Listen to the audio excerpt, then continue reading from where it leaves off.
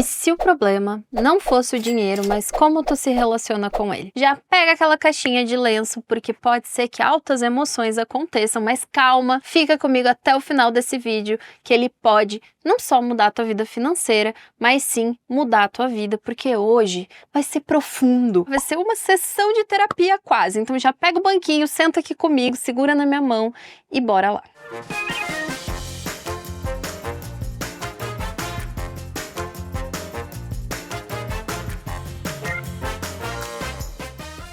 Quando a gente pensa no dinheiro, a gente coloca em perspectiva todas as coisas nas quais a gente precisa mudar. O que muitas vezes nós não nos damos conta é quais são as raízes invisíveis que permeiam a nossa relação com o dinheiro. Sim, você tem uma relação com o dinheiro, não sabia, está descobrindo agora. A relação com o dinheiro é uma relação estabelecida que vem proveniente de todas as experiências que tu teve ao longo da tua vida, mas principalmente na tua infância. Aquelas frases bem famosas, clássicas como dinheiro não dá em árvore, quem tem dinheiro fez alguma coisa errada, pessoas com dinheiro são egoístas, inclusive frases em que trazem o dinheiro como um grande motivo de pecado. Tudo isso foi moldando a tua percepção e a tua relação com o dinheiro. Eu sou a Daiane Hausen, sou psicóloga, mestre especialista em neurociência e comportamento financeiro e tô aqui hoje para te ajudar a tirar um pouquinho essa venda que muitas vezes nos cega sobre por que fazemos o que fazemos, especialmente quando o assunto é dinheiro. E já deixa eu te contar aquele plot twist. O dinheiro, ele é herdado muito antes do teu primeiro salário. Mas Daiane, eu não sou herdeira, eu não tenho que herdar. Com certeza tu herdou trauma, crenças negativas, aquela narrativa dos pais, aquelas frases que eu mencionei anteriormente. Tu pode não ter herdado a grana, mas os BOs familiares está em dia, né? Então, se tu cresceu em um ambiente em que todas essas crenças, elas foram sim propagadas, difundidas, fortalecidas e repetidas, isso é a história e a narrativa que tu vai contar para ti, inclusive nos dias de hoje. Quando a gente pensa nesse cenário todo, é muito comum que as pessoas vejam o dinheiro como, às vezes, o vilão da história. Ah, mas o grande problema é que nós não tínhamos dinheiro. O dinheiro, ele é só a ferramenta dentro dessa situação. E aí eu quero te trazer uma pergunta que vai, sim, começar a te fazer refletir sobre algumas coisas. Será que tu tá, nesse momento, administrando o dinheiro ou tu tá administrando os medos, as inseguranças, as crenças, toda a história familiar que tu recebeu e aprendeu com a tua família? Então agora a gente vai para aquele momento de entender, e não só entender, mas também como fazer escolhas diferentes. São 3 dicas nada óbvias de como mudar essa relação com o dinheiro. A primeira dica é: desvende os gatilhos emocionais. A gente acha que compra a bolsa, que a gente compra o chocolate, que a gente compra as coisas. Sim, também compramos. Mas o fato é que ali, dentro de uma decisão financeira, a gente está comprando muitas vezes algo que nós queremos sentir. Então, vamos colocar em perspectiva. Eu fiz lá um relatório, meu chefe não ficou muito satisfeito, me deu um feedback negativo, eu fico frustrada, chateada, posso ficar inclusive irritada.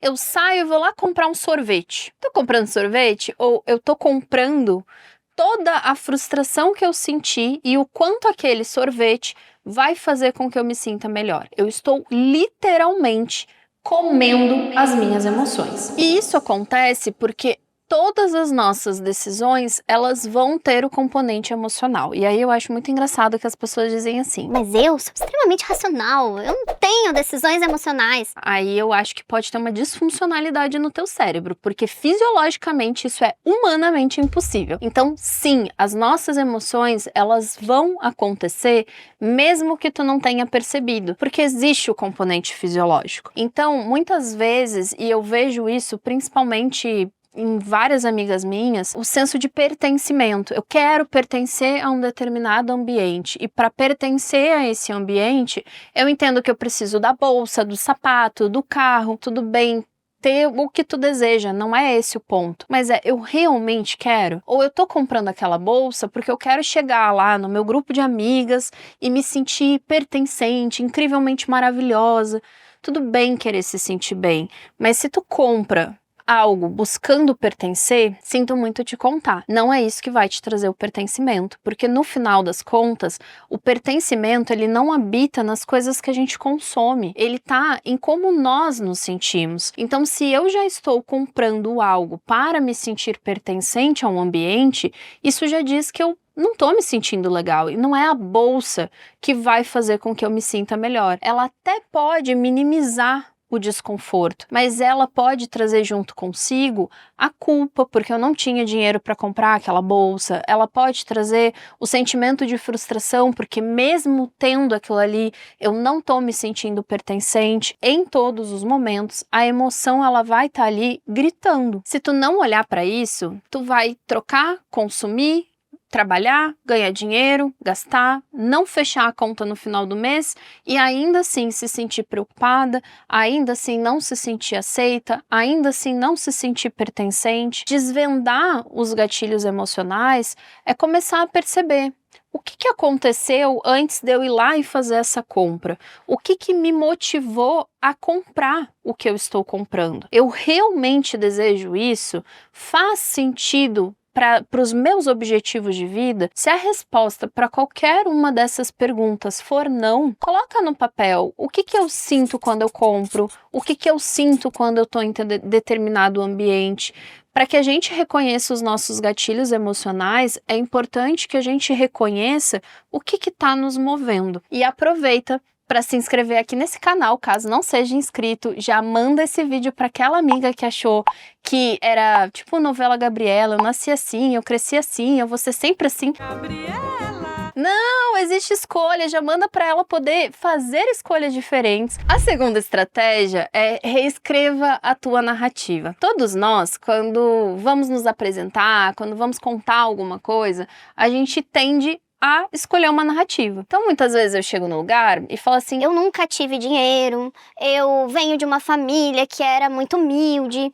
E até hoje, eu não consigo sair desse cenário, dessa situação. Tem algum problema nessa narrativa? Sim e não. É a tua história? É. Mas não significa que tu precise permanecer nela por toda a tua vida. Nós ouvimos uma narrativa, nós nos identificamos com essa narrativa, nós reproduzimos essa mesma narrativa, mas o que eu tô comunicando quando eu digo eu nunca tenho dinheiro? Eu já tô batendo martelo que essa é a minha realidade. Então aquilo que a gente diz tem um impacto emocional. Inclusive, naquela frase de que pessoas que têm dinheiro, elas são egoístas. Se eu entendo, e o meu cérebro já assimilou, que pessoas que têm dinheiro são egoístas, eu vou querer ter dinheiro? Ter dinheiro é igual a ser egoísta?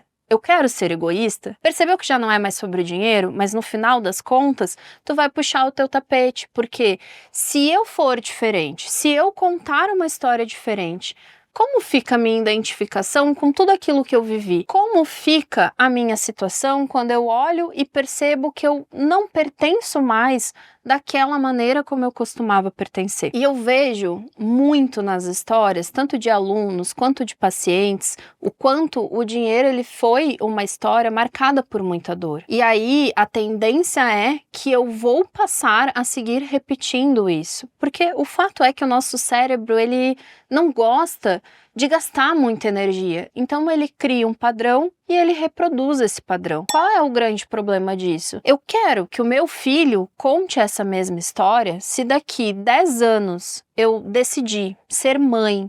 Que história que eu quero que ele conte? Eu quero que ele conte que pessoas são más por ter dinheiro. Talvez essa não seja a melhor escolha. Então, diante da nossa história, muitas vezes nós precisamos sim nos autorizar a contar uma história diferente, a fazer uma história diferente, a ter uma história diferente, e isso não é fácil. E é por isso que muitas vezes a pessoa é bem-sucedida, tá ganhando bem, tá num trabalho legal, mas chega ali um determinado momento, a pessoa vai lá e puxa o seu próprio tapete. Eu não sei o que aconteceu, o que deu errado nessa situação. Mas às vezes a resposta tá naquele lugar que, se eu estiver lá, o que isso vai contar sobre mim? O que eu ouvi sobre pessoas que estão lá naquele lugar? Então a gente precisa aprender que a narrativa da nossa história, ela pode sim contar a nossa história, mas que ela precisa ser ressignificada. Não tem por que nós sentirmos vergonha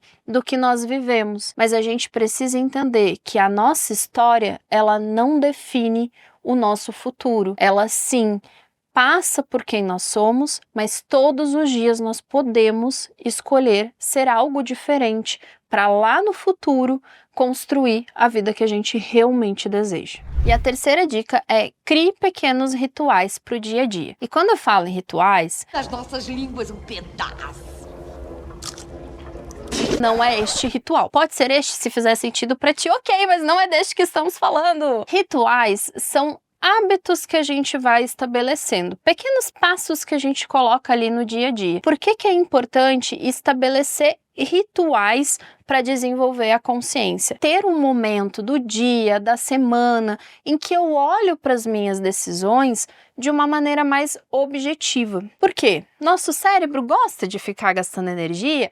Não! É por isso que a gente prefere ficar sentado na TV, na frente da TV, olhando Netflix, comendo pipoca e não ir lá correr na esteira durante 30 minutos e ser saudável. E agora, eu quero que tu anote essa pergunta num post-it, cole ele no espelho, na frente da cama, na tela do celular, onde tu puder olhar para esse post-it todos os dias, tá? A pergunta que eu quero que tu se faça é: essa escolha, ela me aproxima da vida que eu desejo? E cola ela em todos os lugares que tu possa olhar. Muitas vezes a gente vai lá e diz: hoje eu vou comprar esse docinho. esse docinho me aproxima do que eu realmente desejo daqui a um ano? Ah, Daiane, como é que um docinho... Sim, daí é um docinho hoje, é um docinho na semana que vem, aí é um docinho daqui a 2 dias, e aí quando tu vai ver, tu já gastou quase R$200 em docinhos porque era só hoje. O fato é que isso vai te roubando a possibilidade de escolher. Essa perspectiva de tu criar hábitos e principalmente de tu te questionar o quanto aquilo ali te aproxima ou não da tua história,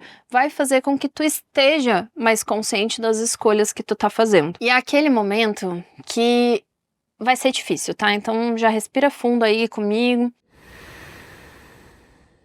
O espelho, ele parece uma coisa assustadora, né? Mas quando a gente descobre que o espelho, ele pode ser convertido em dinheiro, ele fica ainda mais cruel. O fato é que o dinheiro, ele acaba refletindo da maneira mais cruel o teu estado emocional. Por quê? Quando nós não estamos bem, vai ficar ali explícito que nós não estamos bem, porque a gente vai tender a gastar muito mais nesses momentos. Daiane, mas não pode, eu às vezes não estou legal e eu não... Gente, isso acontece, tá? Mesmo com as pessoas organizadas. Eu já vivi momentos muito difíceis que a última das prioridades era ir lá, atualizar a planilha e entender quanto que eu precisava me organizar. Porque quando nós não estamos bem, não é só o dinheiro que vai ser prejudicado nesse processo, é toda a nossa vida. Eu vou ter dificuldade para fazer coisas do dia a dia. E uma dessas coisas vai ser olhar para minha vida financeira. Então, o dinheiro,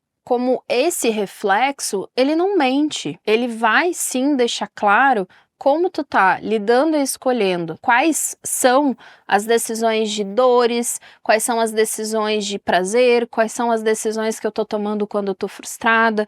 O fato é que tudo isso vai estar refletido. Então não adianta pensar que o dinheiro ele não tem impacto na tua vida. Eu bato muito nessa tecla, muito mesmo como psicóloga, é que às vezes as pessoas dizem assim: Ah, mas Daiane, o que que tem a ver dinheiro com saúde mental? tudo. Simples assim. Vamos lá colocar em perspectiva. Como é que tu paga a tua psicóloga? Como é que tu paga os teus remédios? Como é que tu paga o psiquiatra? Como é que tu paga um exame que tu precisa fazer? Isso tudo envolve dinheiro. O dinheiro, ele não vai comprar felicidade quando tu não sabe o que é felicidade para ti e principalmente quando tu não tem clareza do quanto o dinheiro ele vai ser um facilitador em várias situações. Então, ele não vai comprar a tua saúde, mas ele vai comprar um bom tratamento. Então, quando a gente fala sobre dinheiro, ele não pode ser ignorado da saúde mental, porque sem estar com um mínimo de segurança,